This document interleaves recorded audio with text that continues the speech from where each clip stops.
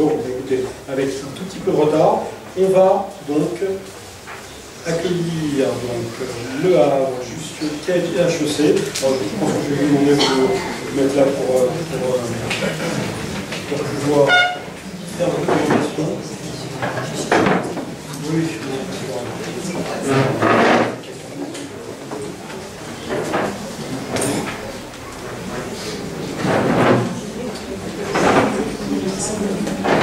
Voilà, on va commencer, si vous voulez, vous pouvez y aller, Christine. On va commencer par M. Cachard, donc, directeur de l'Espagne. Merci bien. Bonjour. Alors, je teste juste le président. Vous voulez ça Présidente.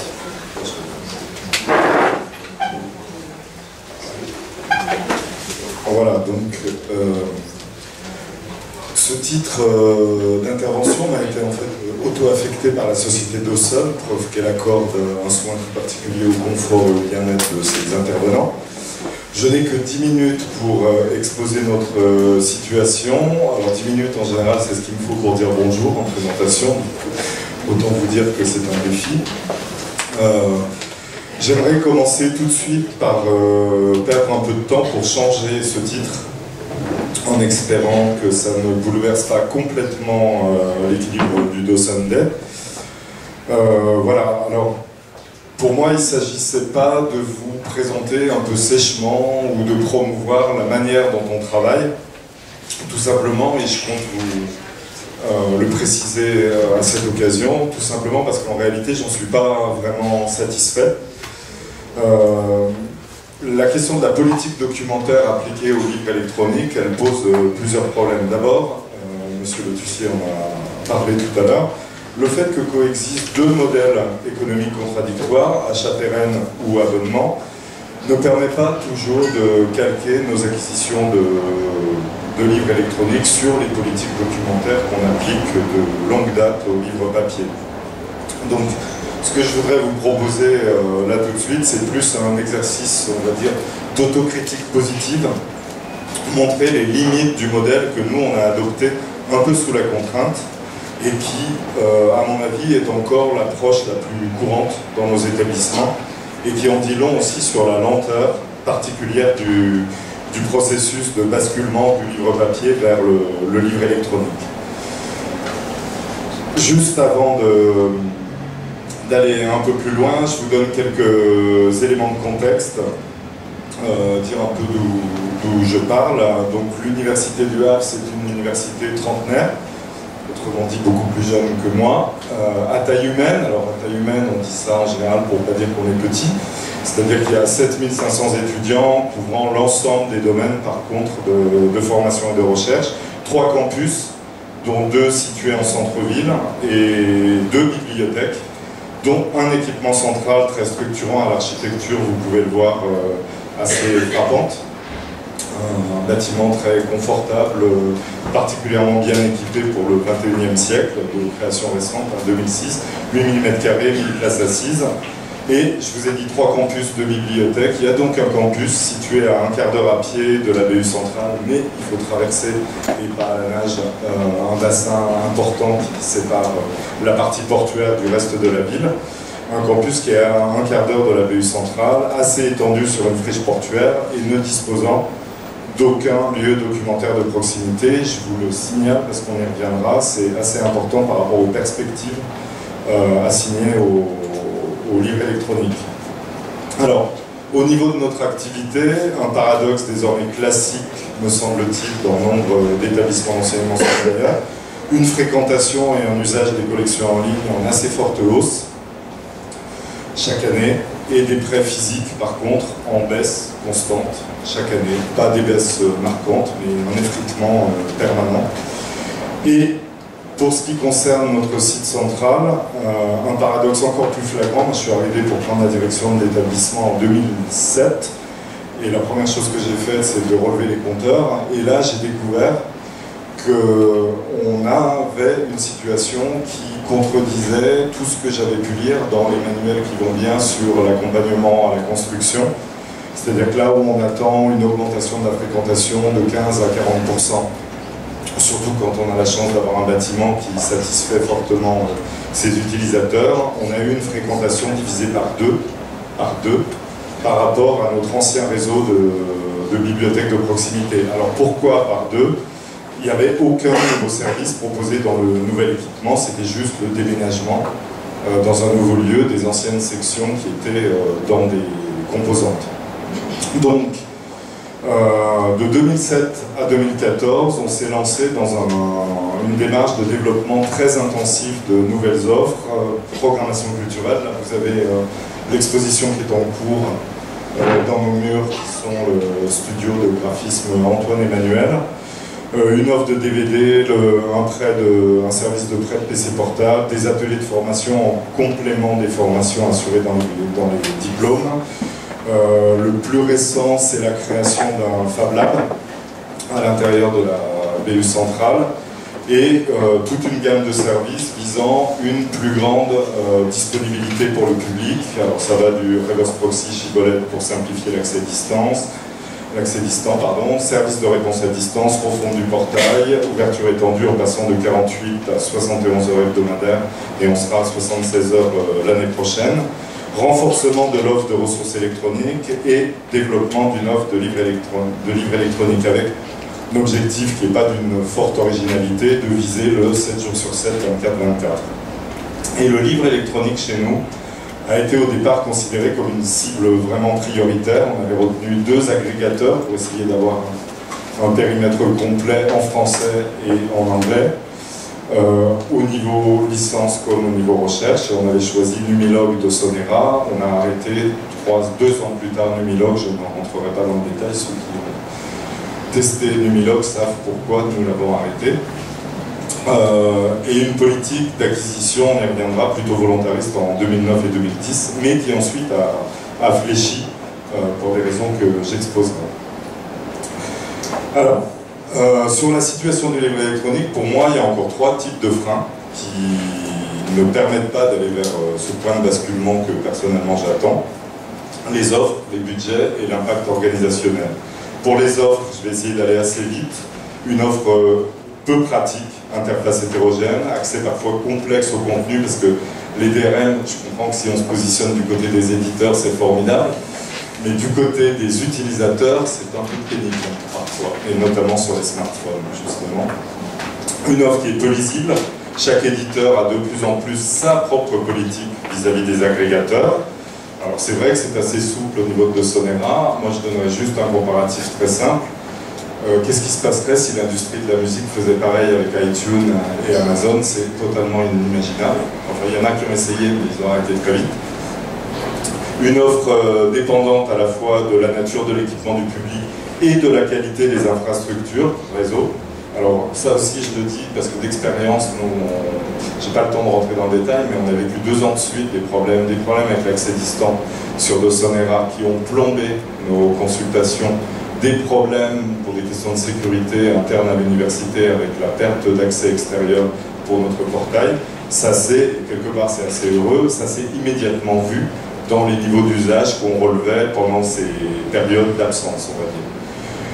Une offre invisible, en tout cas chez nous, parce qu'elle est encore masquée par les écarts de volume entre les collections papier et les collections électroniques, à la différence de ce qui s'est passé très vite pour les abonnements électroniques.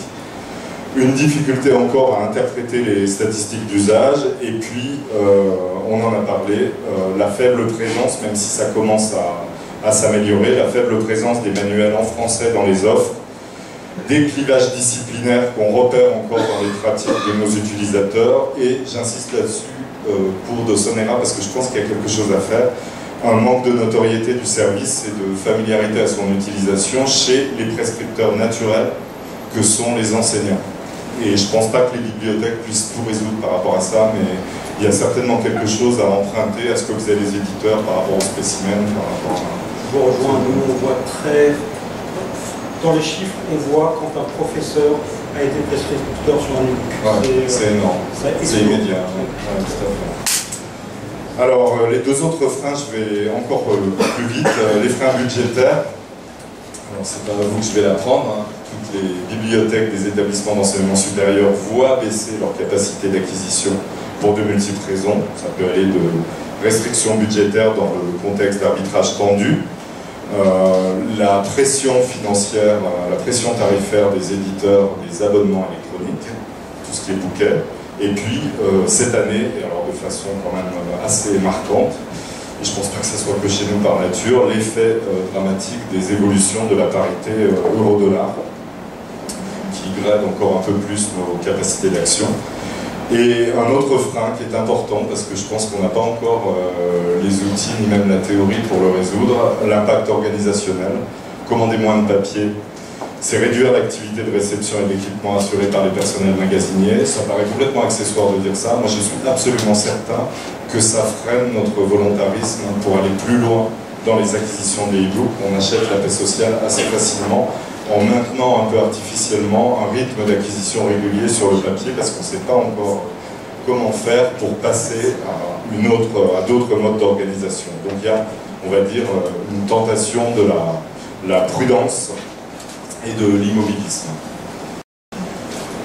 Alors, au-delà de ces freins assez largement connus, on peut se demander si par ailleurs c'est pas la manière d'aborder la question du livre électronique qui pose problème. Cette image, elle est très révélatrice, j'aurais pu en trouver 15 autres. C'est très fréquent, c'est-à-dire que d'abord on aborde toujours la question du livre électronique sous l'angle des collections. Et c'est toujours présenté sous un aspect, sous un abord discret et rassurant. Il suffit de relire le titre de mon intervention. Majoritairement papier, des e-books en complément, ça rassure. Ça veut dire qu'on aurait finalement une cohabitation sans rupture et donc sans effet ou presque. Donc ça donne ces images mixant très harmonieusement tradition et modernité, patrimoine et connectique. Je pense qu'on se trompe en fait. Il faudrait partir du public et des nouveaux étudiants. Ils sont arrivés dans nos salles de lecture et c'est quand même de plus en plus frappant. C'est la génération Z, la génération hyper connectée, une génération totalement nomade dans ses usages, n'établissant plus aucune différenciation claire entre le travail et les loisirs, entre l'espace public et privatif. Une génération à la recherche d'accès et de disponibilité au sens large, réseau, place, horaire, et non plus de collection. Et du coup, la question qu'on peut se poser, c'est est-ce que vraiment cet usager nouveau, il est pris en compte dans les développements des fournisseurs et dans les politiques documentaires de nos établissements? Et ben moi, j'en suis pas très sûr. La question de la fragmentation de la lecture, l'approche multimédia, l'universalité, la simplicité des interfaces et de la navigation. Quel que soit l'écran utilisé, notebook, tablette, smartphone, ne me semble pas, je suis content parce que vous avez annoncé des choses intéressantes sur le nouveau lecteur, mais ça ne me semble pas complètement au cœur des préoccupations des éditeurs, des agrégateurs et de nous-mêmes. Ou plutôt, je vais modérer un peu mon propos qui est toujours un peu exagéré. En tout cas, ce qui est sûr, et ça nous concerne tout autant que les prestataires avec qui on travaille, les évolutions technologiques, et je trouve ça dramatique, sont beaucoup plus lentes que les mutations des usages. On est en permanence en retard, et ça freine clairement l'adhésion à tous les services qu'on met en place, parce qu'on les met en place beaucoup trop tardivement et selon des formes et des modèles qui ne correspondent pas aux pratiques de nos usagers. Et pour le livre électronique, c'est évidemment très frappant de constater, ça fait maintenant un certain nombre d'années qu'on est passé sur que ce modèle est arrivé, et le modèle appliqué en termes éditorial, c'est toujours celui du livre papier. Ça peut ne pas être du PDF, mais en réalité c'est un PDF, symboliquement, du livre papier. Je vais vous laisser 5 minutes, pas plus. 5 minutes, ben ça va être dramatique. Alors, juste pour illustrer ça, donc, multiplicité d'écrans, on a longtemps pensé que les tablettes étaient l'avènement du livre électronique, pas du tout. Quand il se trouve que pour des raisons personnelles, je vais très souvent en Russie. Quand vous êtes dans le métro en Russie, il n'y a quasiment pas de tablettes, tous les gens lisent des livres sur leur smartphone. C'est aussi le cas de nos étudiants. Très souvent, c'est pas une tablette, c'est pas un écran, pardon, mais 2 écrans. Et uniquement parce qu'ils ont que 2 mains, vous prenez une pieuvre, vous pouvez être sûr qu'il y aura plus que 2 écrans. Et puis, autre Autre problématique, alors là je s'aborde complètement pour accélérer, une domination qui a été très mal anticipée. Ce qui progresse, il suffit de regarder les rapports du CREDOC, ce qui progresse de façon très forte, c'est les équipements en smartphone et l'espèce de convergence de tous les contenus vers cet écran-là, et qu'on a sans doute mal anticipé. Alors, quelle est la situation? J'ai choisi de me concentrer sur Dosonera. C'est pas que je suis payé par Dosonera pour parler, mais je trouvais que c'était intéressant dans cette enceinte-là d'aborder les questions de ce point de vue-là. Et puis, il se trouve qu'on a fait le choix de très vite de se concentrer sur une offre unique Dosonera pour avoir une interface unique. Alors, en 2009, on était enthousiaste, on a acheté 175 e-books. En 2010, 304, et on était parti sur un objectif d'atteindre en 4 ans de dépasser les 1000 e-books en offre, ce qui était relativement réaliste et raisonnable. Le total des titres aujourd'hui dans notre collection, c'est 695 e-books. Alors je vous ai mis un instantané de la situation en 5 carottes glaciaires, on va dire. Le nombre d'exemplaires achetés chaque année, les dépenses correspondantes, et puis tout ce qui est regroupé sous les usages, téléchargement d'e-book, on y reviendra, recherche, session. Le nombre d'exemplaires, vous voyez que c'est très bas, les dépenses aussi, et que par contre, en termes d'usage, moi je trouve que c'est relativement satisfaisant compte tenu de la modestie de la taille de notre collection. Alors maintenant, c'est beaucoup plus éclairant si on compare un certain nombre d'éléments, les usages. Quand je compare les sessions ouvertes sous Dosonera et pour l'ensemble de nos ressources électroniques, vous voyez que l'écart est énorme et que quand on a des statistiques assez basses, en fait, là ce que vous avez c'est la ligne bleue des Vosges. En fait, il y a des variations, mais les variations on ne les voit pas parce qu'on n'a pas suffisamment de masse pour les évaluer. C'est aussi vrai sur les dépenses. Vous voyez que le ratio entre les dépenses pour Dosonera et Ludovic Lotissier doit y penser chaque mois quand il relève les compteurs, et les dépenses que nous avons au titre de l'ensemble des ressources électroniques sont vraiment pas du même ordre. Et beaucoup plus intéressant, quand on regarde la comparaison des volumes d'acquisition entre les livres papier et les livres électroniques, c'est tout simple. Pour qu'on puisse parler de politique documentaire attachée à une catégorie de documents, il faut que le poids de cette ressource pèse sur les pratiques du public. On achète, on a plutôt un bon taux de renouvellement sur nos livres papier, 1,13 livres par étudiant. On est à 0,01 livres pour les e-books. Alors, quelles sont nos marges? Ça, c'est la répartition de nos dépenses documentaires. 60% de nos dépenses sur les abonnements, je vous les ai ressortis ici. 32% sur l'électronique. On ne va pas pouvoir toucher aux dépenses d'abonnement. Oui, celui-là, ouais, j'imagine bien. Alors pourquoi on ne peut pas y toucher? D'abord parce que la pression des usagers est énorme, vous le savez. Les abonnements électroniques, c'est un public de chercheurs. En réalité, quand on supprime des abonnements électroniques, c'est uniquement pour contrer les variations d'écart entre l'euro et le dollar. On va toucher à la partie livre papier, 37%. Vous voyez qu'aujourd'hui, les e-books, c'est autant que les DVD, et que Dosonera dans les e-books, c'est un tiers de nos dépenses, les 2 tiers étant Kern, donc avec une politique d'abonnement. On ne peut pas rester comme ça longtemps. Alors, 2 minutes, vous êtes horrible.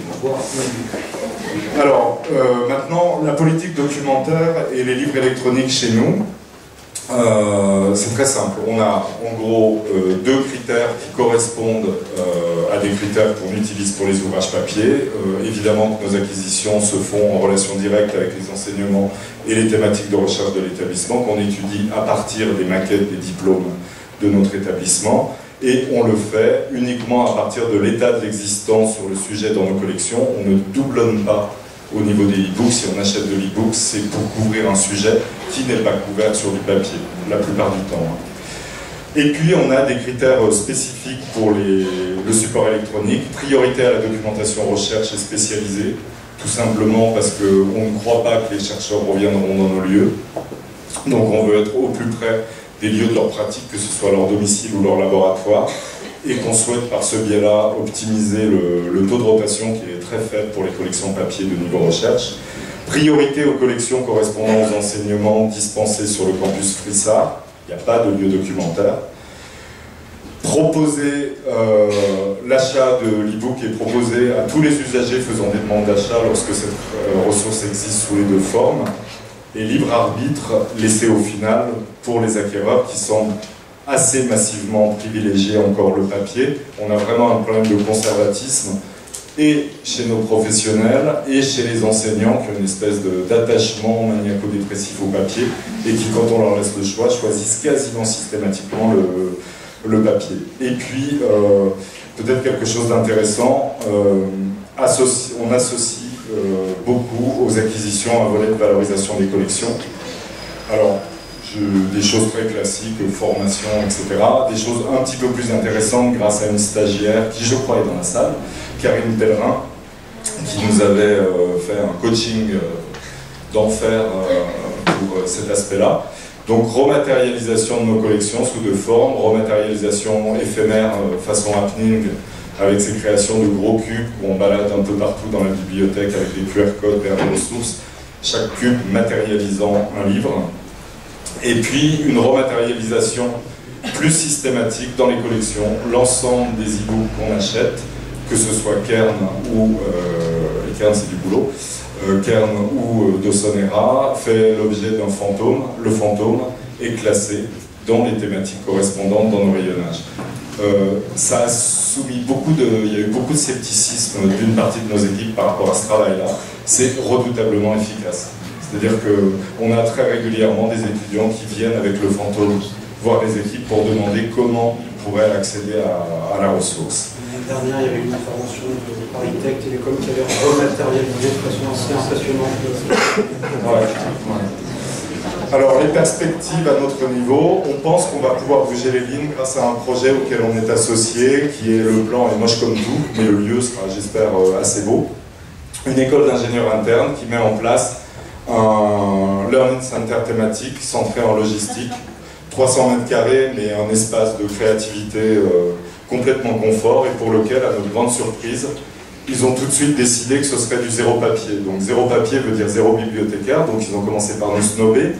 Ensuite, ils ont découvert qu'ils n'avaient pas l'ombre du début d'une idée pour savoir comment faire vivre le lieu. Et désormais, nous prenons en charge ce lieu qui est en construction et qui ouvrira dans le courant de l'automne prochain. Zéro papier, ça veut dire tout en livre électronique, ça tombe bien parce qu'en logistique, Dosonera a des choses assez intéressantes. Et la nécessité d'imaginer tout un tas d'actions déportées de nos lieux pour faire vivre le livre électronique dans les pratiques des étudiants. Et je finis, il me fallait un slide gay pour finir, j'ai choisi un double zygomatique. Alors, juste j'explique le contexte.